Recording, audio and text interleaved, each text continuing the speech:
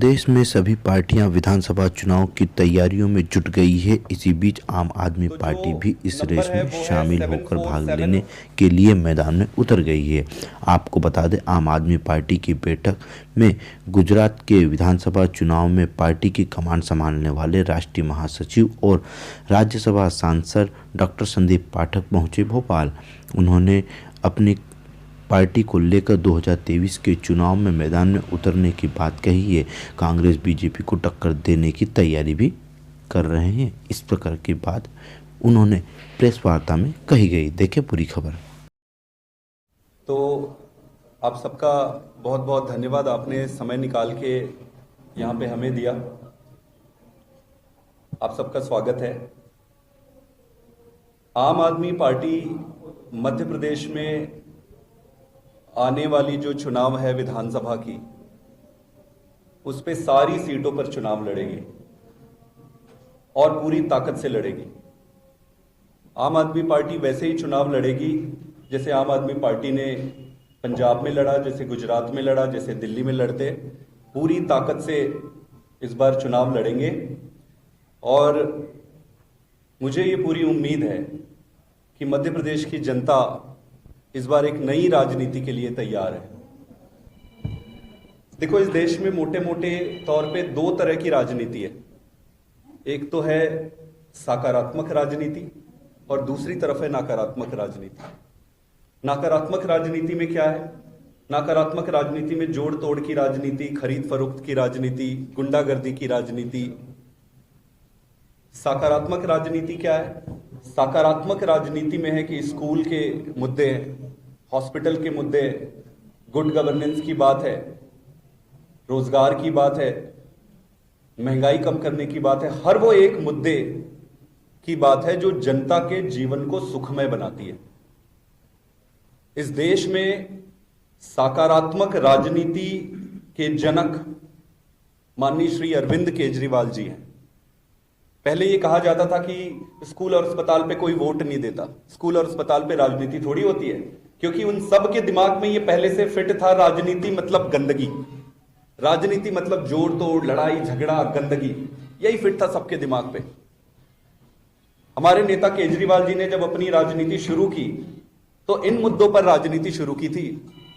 तो धीरे धीरे इस देश को एक दिशा मिल गई है और वो दिशा ये है कि मुद्दों की राजनीति करके भी राजनीति की जाए। दोनों पार्टियों से जनता त्रस्त हो चुकी है।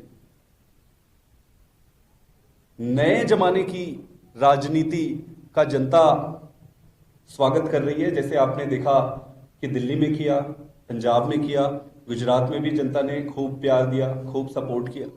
अब मध्य प्रदेश में आम आदमी पार्टी केजरीवाल जी की इस सकारात्मक राजनीति है, इसको हर एक गांव में और हर गांव के हर घर में लेकर जाएगी। एक चीज और है, जो युवा वर्ग है, मैं उन सबसे आह्वान करना चाहता हूं कि एक मौका केजरीवाल को दे दे, बस एक मौका। माताओं से, बहनों से, सभी से मैं आह्वान करता हूं कि एक मौका केजरीवाल को दे दो।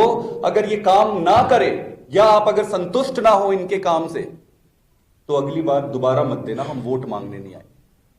और होना भी ऐसे ही चाहिए, होना भी ऐसे ही चाहिए।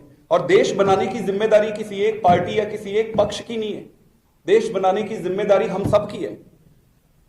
मैं सबसे आज हाथ जोड़ के निवेदन करता हूं कि प्रत्यक्ष रूप से या अप्रत्यक्ष रूप से, किसी भी प्रकार से अगर देश को बनाने का जज्बा है, तो आप सबसे मैं निवेदन करता हूं कि आम आदमी पार्टी में जुड़िए। आम आदमी पार्टी के माध्यम से इस देश को हम नंबर 1 देश बनाएंगे। तो आज इसी सिलसिले में हम मेंबरशिप ड्राइव का लॉन्च कर रहे हैं। ये हमारी पहली एक्टिविटी होगी और इसमें हम एक नंबर जारी करेंगे। इस नंबर पे हम जनता से निवेदन करेंगे कि आप उस पर मिस्ड कॉल करके आम आदमी पार्टी से जुड़िए और हमारी सारी कार्यकर्ता, सारे टीम और हमारे संगठन के जितने भी लोग हैं, सब घर घर जाके, एक एक घर में जाके दरवाजा खटखटा के लोगों को आम आदमी पार्टी की जो सकारात्मक राजनीति है उसके बारे में बताएंगे और उनको आम आदमी पार्टी से जोड़ेंगे। उम्मीद है कि जिस तरीके से आपने लोकल बॉडी इलेक्शन में देखा, जनता ने अपनी मंशा जाहिर कर दी थी। हमारी मेयर बनी, हमारे सामने बैठी हुई हमारी लीडर है रानी अग्रवाल जी। इसके अलावा कई सारे हमारे पार्षद जीते। जनता ने ये इंडिकेट कर दिया था भाजपा और कांग्रेस वालों को कि सुधर जाओ, अगर नहीं सुधरोगे तो हमारे पास अब ऑप्शन है। पर ये सुधरे नहीं, इनके कर्म बिल्कुल वैसे ही है।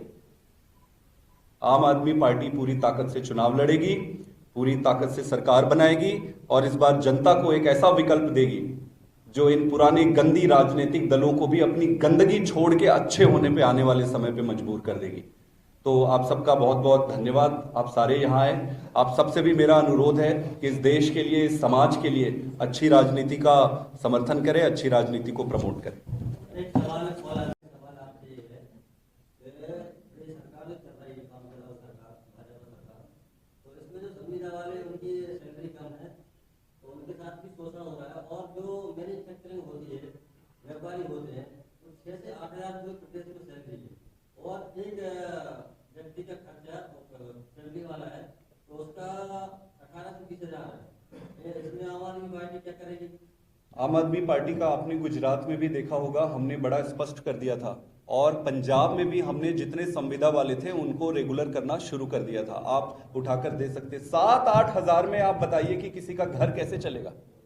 आप कहते हैं भारत माता की जय, भारत माता की जय, होगा कैसे? मैं आपकी बात से सहमत हूं।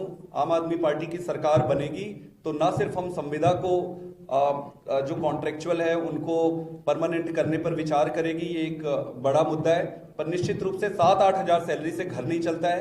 इसको रिवाइज करना पड़ेगा सरकार। लड़ेंगे 230 पे लड़ेंगे। आपको नहीं लगता कि बहुत कम रह गया? 8 महीने में पूरे स्टेट में कवर कर पाएंगे? इतना आपका है ऑर्गेनाइजेशनल स्ट्रक्चर इतना बड़ा हो चुका है स्टेट में।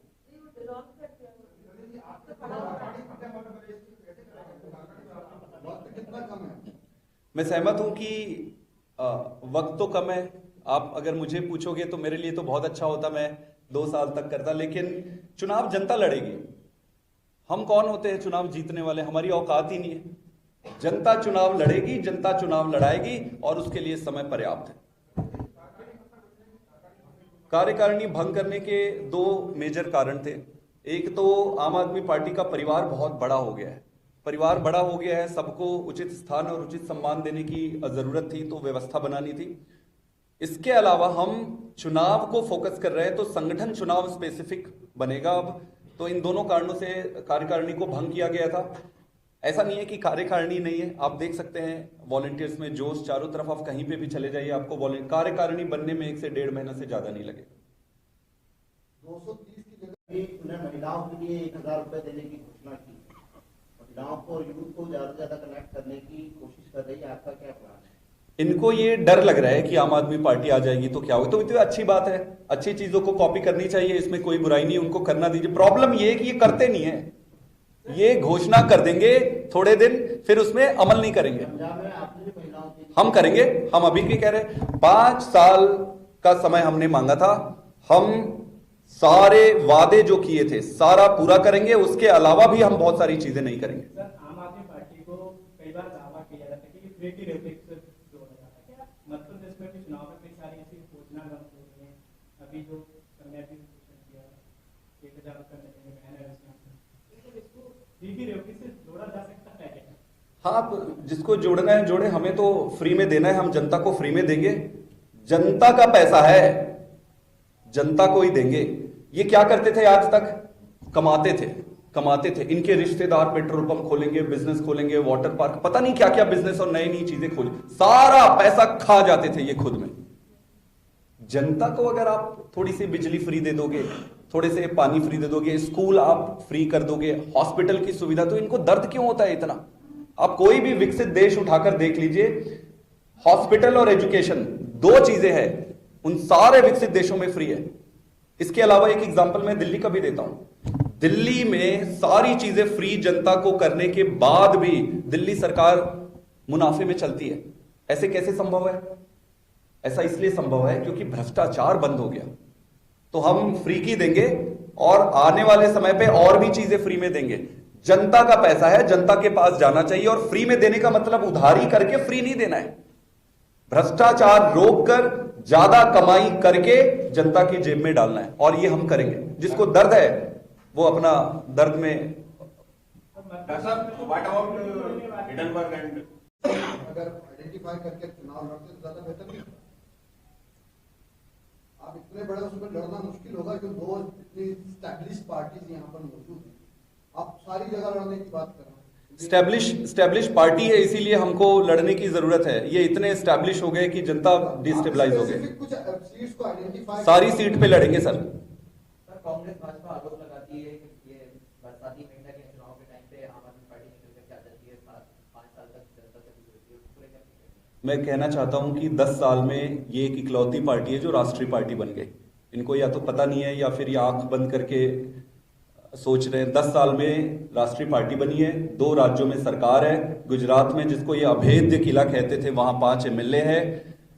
गुजरात में एमएलए है, 2-2.5 हजार से ज्यादा हमारे पार्षद चुने हुए हैं पूरे देश में। मध्य प्रदेश में हमारे पास मेयर है, और उस हिसाब से अगर आप देखोगे कि जिस भी स्टेट पे जाते जा रहे हैं हम चुनाव लड़ रहे हैं, पर आप देखो हमारे पास वॉलंटियर तो यहाँ पे बहुत सारे। तो ऐसा नहीं है कि अभी आके काम शुरू कर दिए। मध्य प्रदेश का जो जुड़ाव है आंदोलन से, तब से जुड़ा हुआ है। आप देख सकते हैं इतिहास उठा के। सर मेरा सवाल ये है कि गुजरात में अपने अच्छी सीट, जो दावा पंजाब में किया था सर चुनाव से पहले, और गुजरात में भी था, सारी चीजें दावे मतलब गारंटीज आप कह रहे हैं। हाँ, सारी चुनाव पूरी ताकत से लड़ेंगे। इसका मतलब है कि संगठन पूरा बनाएंगे, गांव-गांव तक संगठन बनाएंगे, हर गांव में संगठन बनाएंगे, और सारे कैंपेन पूरी ताकत से लड़ेंगे। कैंपेन जब पूरी ताकत से लड़ेंगे तो सारी गारंटीज केजरीवाल जी की जो है वो मध्य प्रदेश में भी लेकर आएंगे। मध्य प्रदेश में करते हैं, गुजरात में किया, पंजाब में किया, मध्य प्रदेश में भी सीएम की कोशिश करेगी। देखिए, पार्टी ने अभी ऑफिशियली इस पे कोई इंस्ट्रक्शन तो नहीं दिया है, लेकिन मेरा ये मानता है कि जनता को ये अधिकार है ये जानने का कि उनका मुख्यमंत्री कौन है। ऐसा नहीं होना चाहिए कि फोटो दूसरे का दिखाओ और शादी के समय आप दूल्हा दूसरे को ले आओ। पता होना चाहिए जनता को। मेरा ये मानना है कि पार्टी उचित समय पर निश्चित रूप से सीएम फेस का घोषणा करे।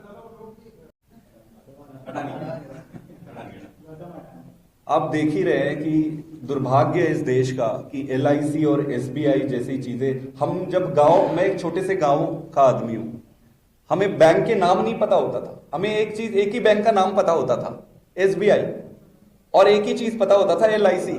आज इस देश के कोने कोने हर गांव में आप कहीं भी जाके पूछिए कि LIC और SBI, दो ही सब जानते हैं। इस देश का आधार हुआ करती थी। इससे इतना सारा पैसा उठा के आपने अडानी को दे दिया। अडानी ने उस पे अपना एम्पायर खड़ा किया, और वो एम्पायर पूरा झूठ पे और फ्रॉड पे था। इस पे तो सरकार को तुरंत इन्वेस्टिगेशन शुरू करनी चाहिए, और डेली जनता को यह बताना चाहिए कि क्या हो रहा है इस पे। कैसे ये ना हो जाए कि ये जैसे नीरव मोदी है, क्या क्या कौन कौन जो भाग के गए, इनके जितने दोस्त हैं भाजपा वालों के, ये भी ना भाग जाए। इनके तो पासपोर्ट तुरंत जब्त करना चाहिए। तो आपको लगता है हुकूमत ऐसा कुछ करने जा रही है? जेपीसी की डिमांड और संजय सिंह, देखो, मुझे नहीं लगता है, क्योंकि आपको पता है कि क्यों ये नहीं करेंगे। पहले भी नहीं किया। जो भाग गए, जो लोग भाग के गए, देश छोड़ के गए, ये तो रोक सकती थी सरकार। अपने आप को राष्ट्रवादी कहती है, राष्ट्रवादी। कैसा राष्ट्रवाद है ये? जो देश को खोखला करे उसको आप छोड़ देते हो और कहते हो कि राष्ट्रवादी है। राष्ट्रवाद ऐसा होना चाहिए कि तुरंत जो भी देश को किसी भी प्रकार से नुकसान पहुंचा है उसको छोड़ना नहीं चाहिए, जहन्नुम तक पीछा करना चाहिए उसका। इसका भी पीछा करना चाहिए जहन्नुम तक। संदीप जी, चुनाव से पहले शुरू की थी तो धीरे धीरे इस देश को एक दिशा मिल गई है, और वो दिशा ये है कि मुद्दों की राजनीति करके भी राजनीति की जा सकती है। और आज अगर देखेंगे कि विश्व के सारे विकसित देशों को, तो उन अंतर क्या है फिर भारत में और उन विकसित देशों में? प्रमुख अंतर यही है कि हर वो एक देश जहां पे राजनीति अच्छी और साफ सुथरी है, वो देश विकसित है, और हर वो एक देश जहां पर राजनीति गंदी है, वो या तो विकासशील है या अविकसित है। तो ये बात जब पूरी तरीके से स्पष्ट है कि राजनीति एक ऐसी चीज है जिसके माध्यम से देश को नंबर 1 बनाया जा सकता है, तो फिर हम उस राजनीति की सफाई क्यों नहीं कर रहे? समस्या ये नहीं है कि जनता तैयार नहीं है। जनता को जब जब विकल्प मिला है, जनता उस विकल्प को चुनती है, अच्छे विकल्प को। आज तक मध्य प्रदेश में भी आप देखेंगे कि कांग्रेस को और भाजपा को जनता ने पूरी तरह से मौका दिया है। ये कह नहीं सकते कि इनको मौका नहीं मिला है। भाजपा को पर्याप्त मौका मिला, कांग्रेस को भी पर्याप्त मौका मिला है। कोई कह नहीं सकता कि भाजपा और कांग्रेस को जनता ने मौका नहीं दिया है। इनको पर्याप्त मौका मिला है, पर इन्होंने क्या किया? बेड़ा गर्क करके रख दिया। कांग्रेस पार्टी की अगर बात करें तो कांग्रेस पार्टी का तो समझ ही नहीं आता, या तो ये चुनाव के पहले सेट हो जाते हैं या चुनाव होने के बाद ये बिक जाते हैं, सेट हो जाते हैं। मतलब इनकी नियति बन गई है सेट होना। तो बड़ा सिंपल सा है कि अगर आप कांग्रेस को वोट देते हो तो वो वोट बीजेपी को ही जाता है। दूसरी तरफ आप बीजेपी को देखिए, किसी भी पार्टी से आप पूछोगे कि भाई आपका एजेंडा क्या है, जैसे हमसे आप पूछोगे तो हम बोलेंगे कि हम स्कूल पे काम करना चाहते हैं, स्वास्थ्य पे काम करना चाहते हैं, एंटी करप्शन पे। भाजपा से पूछोगे कि भाई आपका उद्देश्य और आपका एजेंडा क्या है, तो वो कहेंगे भाई चुनाव के पहले कैसे जोड़ तोड़ करके जीता जाए और चुनाव के बाद कैसे खरीद के जीता जाए। कुल मिलाकर ये इनके इन प्रकारेण सरकार कैसे बनाया जाए, बीजेपी का यही एजेंडा रह गया।